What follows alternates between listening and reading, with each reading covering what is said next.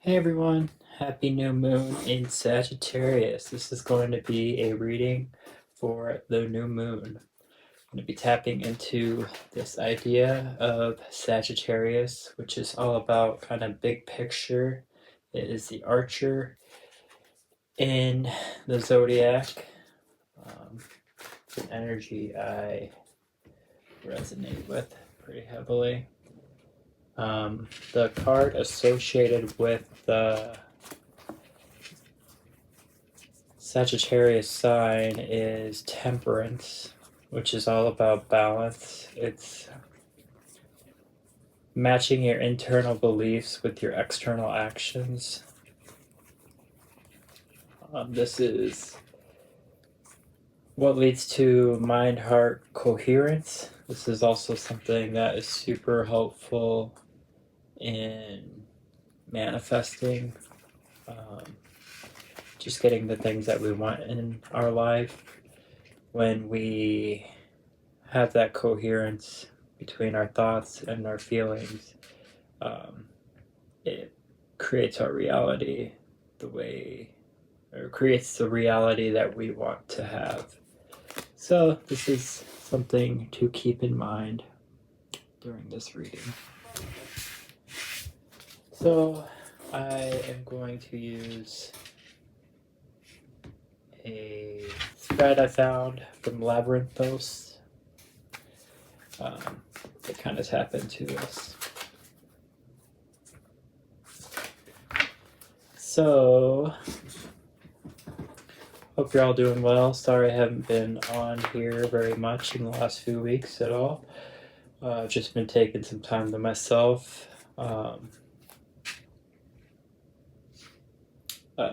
Done working my summer job, started my winter job, which involves more traveling. It's been, I only went out once, and it was actually a really good experience. For now, it works. While I'm single and have nothing going on in my life, it works pretty well. So,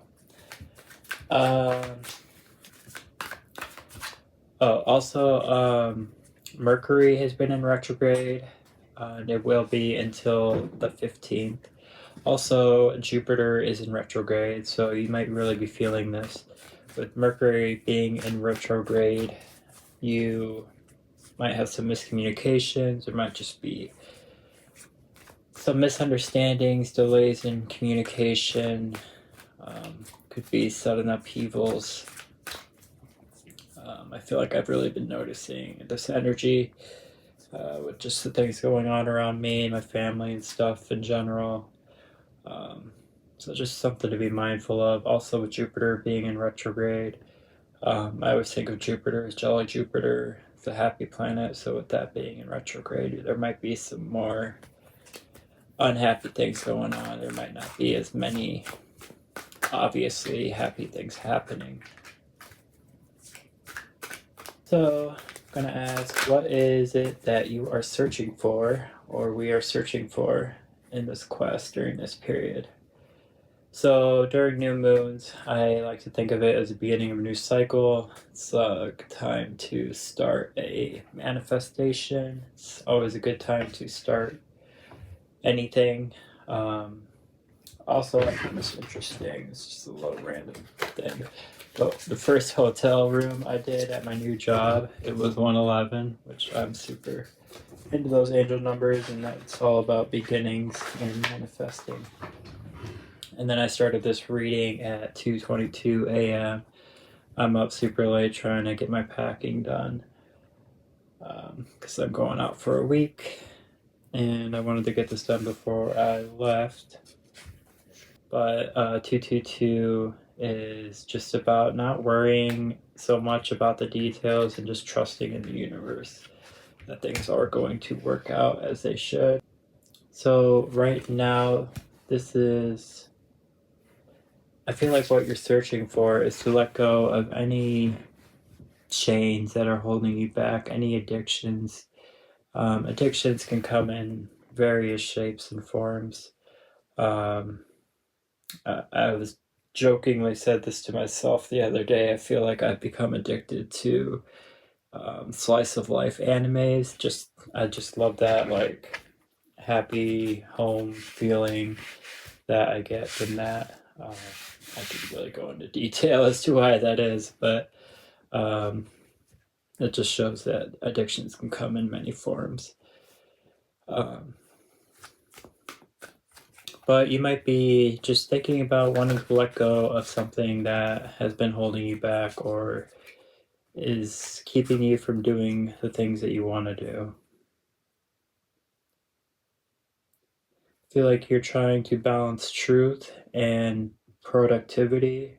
I think you're trying to be objectively honest with yourself so that you can step into the King of Pentacles energy and be super abundant and sufficient. These just kind of popped up.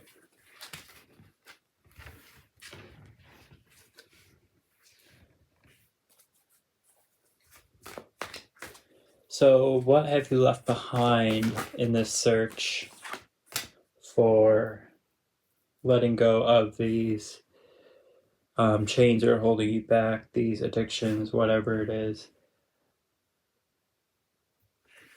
So I feel like this inner power, I would say your inner strong, dependent or independent, feminine energy, just strength.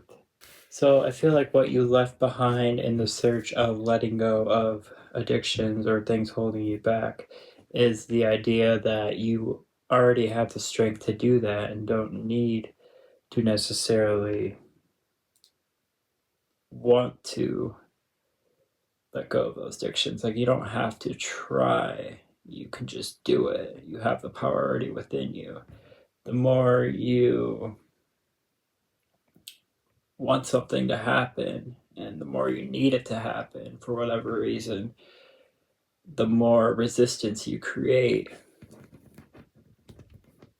And in turn, it's less likely to happen because of that resistance you're creating by needing for it to happen. So I think once you let go of this need for it to happen and realize that you already have that ability, you're already making it happen, you don't need to ask for a permission slip from anyone or anything. You already are your own permission slip and you already have the power.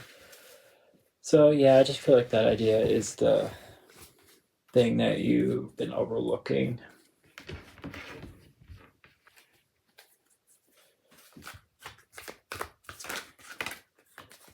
So what are you not committing to?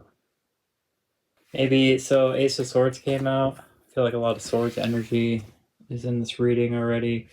But I feel like with this, the Ace of Swords is all about like cutting to the heart of the truth. And I feel like maybe you haven't been committing to getting to that heart of the truth.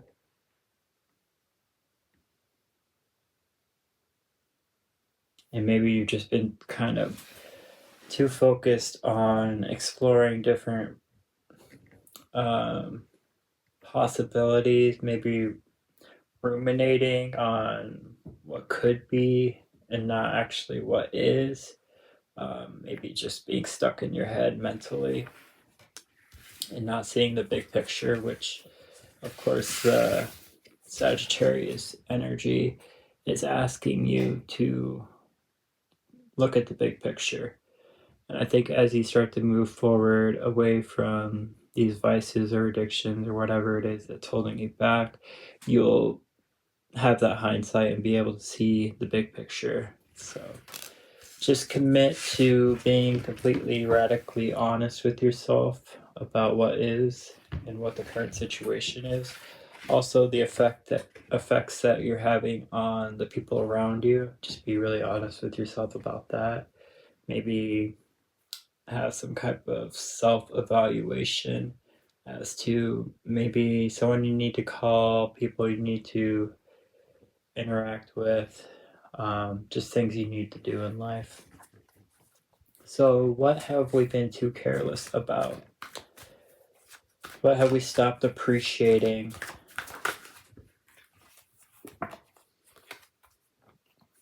maybe this dance between making a decision. I feel like maybe you've been too careless about making a decision that really needs to be made, and maybe you stopped appreciating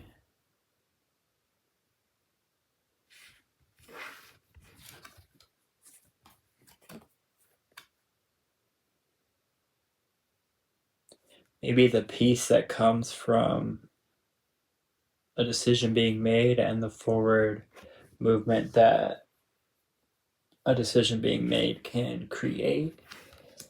A lot of times when we're stuck in like not being able to make a decision or just not making the decision, this can just cause us to just be stuck, almost like freezing. I think that's the word I was thinking of. But yeah, it can cause us to just go into like freeze mode, and that obviously isn't good. So what in our lives have we forgotten to focus on?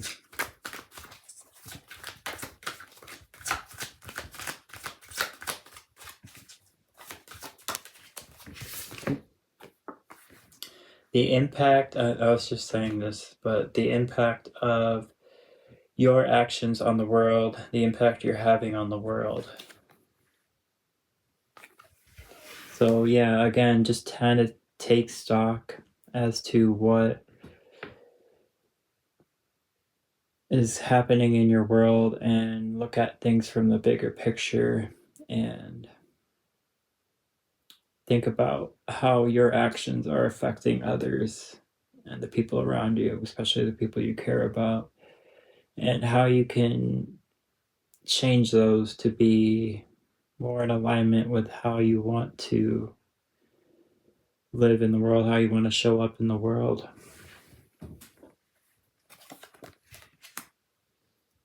So yeah, that's what I have. I'm going to pull a self-care oracle card.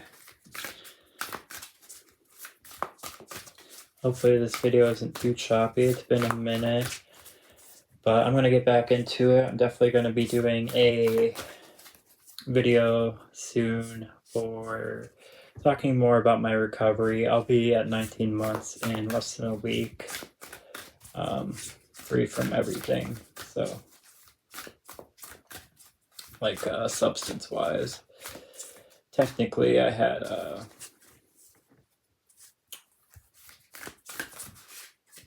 a hemp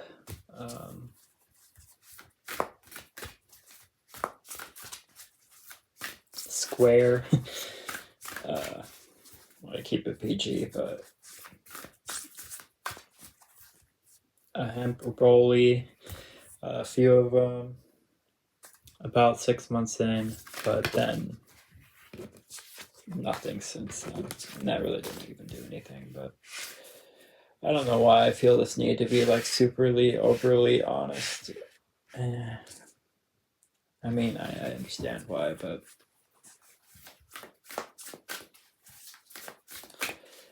I think sometimes we could be too critical on ourselves.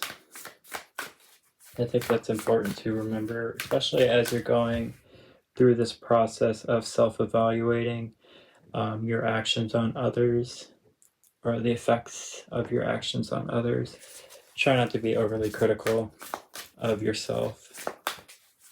I think we can all be our own worst critics. My dad actually told me that recently too, as we were talking about some stuff after reconnecting.